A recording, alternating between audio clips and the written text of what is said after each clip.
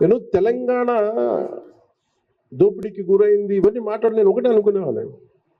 ఏదో బాధ ఉంది, కోపం ఉంది, వ్యధ ఉంది. భాషని యాసని వెటకారం చేశారు. అప్పటికి పాలిటిక్స్ తెలియదు నాకు.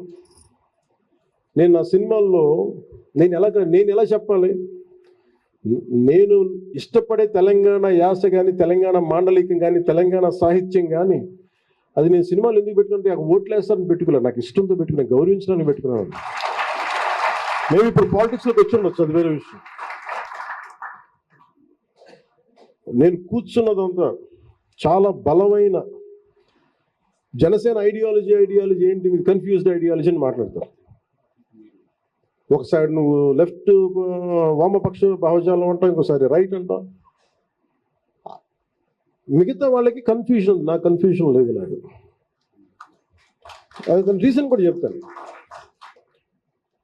ఇప్పుడు తెలంగాణ సాయుధ పోరాటం చేసింది చాలామంది కలిపి చేశారు, వామపక్షాలు చేసినాయి, సనాతన ధర్మాన్ని పాటించే వాళ్ళు చేశారు. ఎక్కడా కూడా రజాకారులు పర్టికులర్ మతం అయినప్పటికీ కూడా దాని మత పోరాటంలాగా అవ్వలేదు.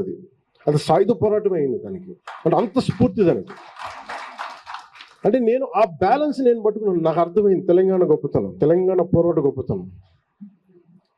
అన్యాయం జరుగుతుంది, కానీ దానికి నువ్వు ఈ రిలీజియస్ యాంగిల్ తీసుకోపోకర్లా, ఇంకో యాంగిల్ పట్టుకోకర్లా, ఒక జస్టిస్ యాంగిల్ పట్టుకోవాలి. నాకు తెలంగాణ పోరాటం నచ్చింది అది.